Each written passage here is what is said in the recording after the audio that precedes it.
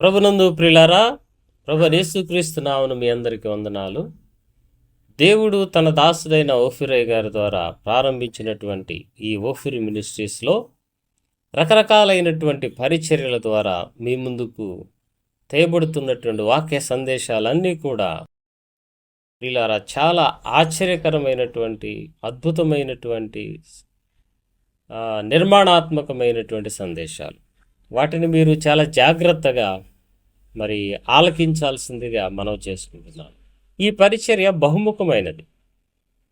అందులో ఉన్నటువంటి వింగ్స్లో మూడు ప్రాముఖ్యమైనవిగా మీ ముందుకు తీసుకొస్తున్నాను. ఒకటి, అగాపే సువార్త సంఘము, క్రైస్తవ సంఘ క్షేమాభివృద్ధి, సంపూర్ణ సిద్ధి పొందడానికి ఆత్మల రక్షణార్థమై ఆ పరిచర్యను ఆ వింగ్లో జరిగిస్తూ, రెండో వింగ్ ఏంటంటే రాష్ట్రీయ క్రైస్తవ పరిషత్. దీని ద్వారా మతోన్మాదుల యొక్క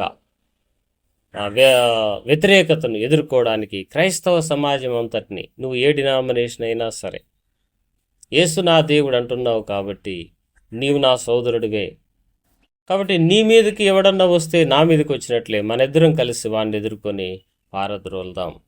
ఇది రాష్ట్రీయ క్రైస్తవ పరిషత్, క్రైస్తవ హక్కుల పరిరక్షణ సమితి అన్నమాట.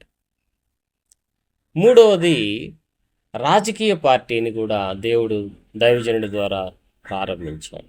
ఈ రాజకీయ పార్టీ ఎందుకు దేవుడు తన దాసుని ద్వారా ప్రారంభించాడంటే, మతోన్మాద శక్తులు అధికారానికి వచ్చి మరలా మనువాదాన్ని భారతదేశ ప్రజల మీద రుద్దాలని చూస్తున్నారు.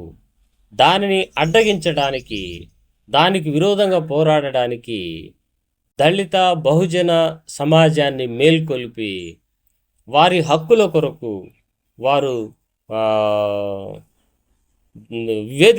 వీధుల్లోకి వచ్చి ఈ మతోన్మాద మనువాద శక్తులకు విరోధంగా పోరాడడానికి సమైక్యపరిచేటువంటి వేదిక అన్నమాట. ఇండియా ప్రజాబంధు పార్టీ అనేటువంటిది ప్రియులారా మానవ హక్కుల సమితి, బహుజన హక్కుల సమితి అనమాట. ప్రతి వ్యక్తి బ్రతకడానికి భారత రాజ్యాంగం ప్రతిపాదించినటువంటి విధానంలో అందరూ సమానము అనేటువంటి భావనతో భారత రాజ్యాంగ రూపకర్త డాక్టర్ బిఆర్ అంబేద్కర్ గారు చెప్పినటువంటి విధానంలో భారత ప్రజలందరికీ సమాన హక్కులు కల్పించాలి అన్న దృఢ సంకల్పంతో పోరాడుతున్న వేదిక అనమాట.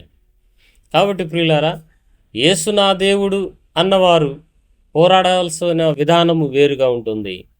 నేను భారతీయుడను, నా హక్కుల కొరకు పోరాడాలి అనేటువంటి విధానం వేరుగా ఉంటుంది. కనుక ఈ మూడు వేదికలను దైవజనుడు స్థాపించేసరికి కొంతమందికి అర్థం కాక కొంచెం కన్ఫ్యూజ్ అవుతున్నారు.